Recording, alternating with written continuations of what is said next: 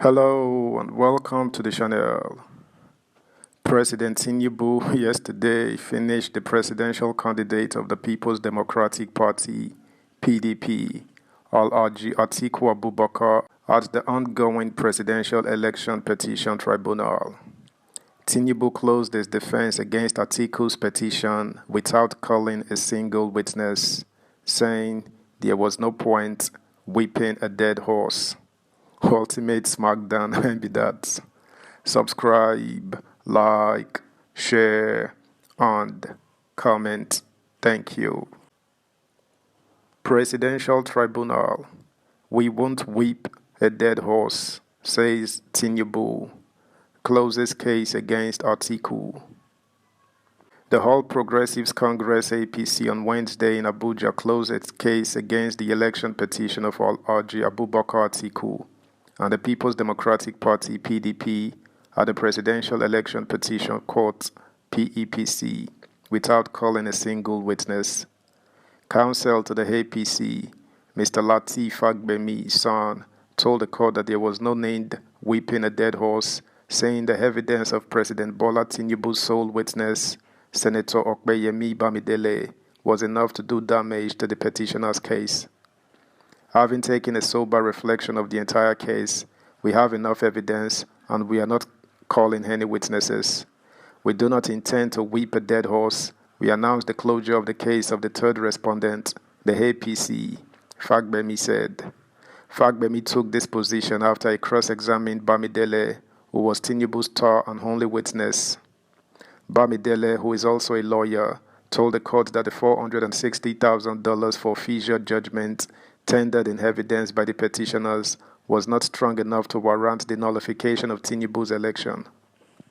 According to the witness, the judgment of the U.S. court on the forfeiture of $460,000 had Tinubu's name on it, but not as a criminal proceeding, but as a civil proceeding. The witness insisted that it was not a criminal forfeiture but a civil one. Bamidele, who is the Senate Majority Leader, held that Tinubu was not charged, arraigned, indicted, or sentenced for any criminal offense by any court in the United States. As far as criminal indictment is concerned, Tinubu has a clean bill of health because he was never indicted and convicted by any court in the United States. The witness told the court that he had known President Tinubu for over 35 years, adding that in all those years, he knew the president as a bona fide Nigerian citizen by birth. While answering questions posed by counsel to the petitioners, Mr. Eyitayo Jegede son, the witness said that Tinubu did not need to score 25% of votes cast in the Federal Capital Territory FCT to be declared winner of the February 25th presidential election. He also said that the president did not need to win the election in his home state to be declared winner. The witness insisted that Abuja was simply the federal capital city and had no special status attached to it. He agreed with the petitioner's counsel that President Tinubu scored 19.4% of the total votes cast in FCT. The witness, who was led in evidence by counsel to Tinubu, Mr. Wole Olanipekon, son, said the judgment of the Federal High Court Abuja in a suit filed by Labour Party on the mode of collation of election results held that INEC was at liberty to use any mode of collation it deemed fit. The witness also told the court that he was licensed to practice at the New York bar in the United States as well. With the sole witness, Olanipekon also announced the closure of Tinubu's defense against the petition filed by the PDP and Atiku.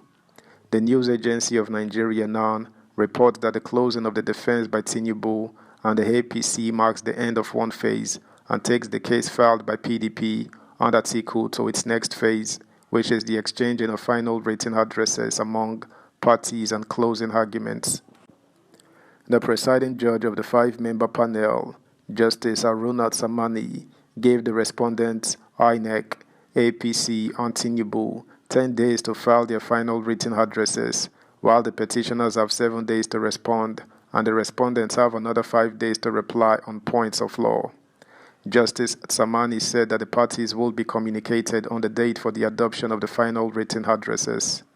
NAN also reports that Atiku came second in the February 25th presidential election, but he is urging the court to overturn Tinubu's victory on account of electoral fraud and non-compliance with statutory provisions in the conduct of the election.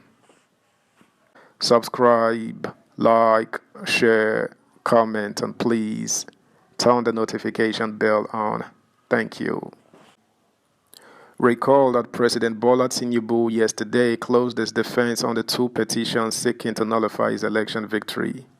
The petitions, which are seeking to invalidate the outcome of the presidential election that held on February 25th, were filed before the Presidential Election Petition Court, PEPC, sitting in Abuja by candidate of the People's Democratic Party, PDP, Atiku Abubakar, and that of the Labour Party, LP, Mr. Peter Obi. Atiku, who came second in the presidential contest, and Obi, who came third, are in their separate cases claiming they won the election. They are praying the court to withdraw the certificate of return issued to President Tinubu of the ruling All Progressives Congress APC by the Independent National Electoral Commission INEC. While Obi closed his case after he called 13 witnesses that testified and tendered several documentary exhibits, Atiku produced 27 witnesses and equally tendered exhibits before the court.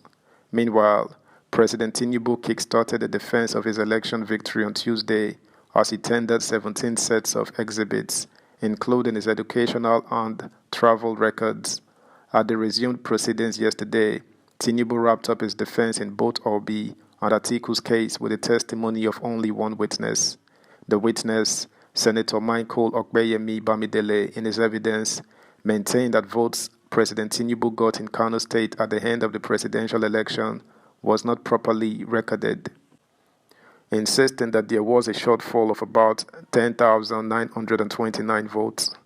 Senator Bamidele told the court that many international bodies that sent observers to the country, including the Economic Community of West African States, ECOWAS, filed a report after the election. He told the court that the ECOWAS report on the presidential election dated February 27 was signed by a former president of Republic of Sierra Leone, Mr. Ernest Koroma. Despite objection by Obi's lead counsel, Dr. Livy Uzukwo, the Justice Arunat Samani-led 5-member panel admitted the ECOWAS report in evidence and marked it as Exhibit RA27. That's the news, guys. Thanks for listening. Until next time, bye.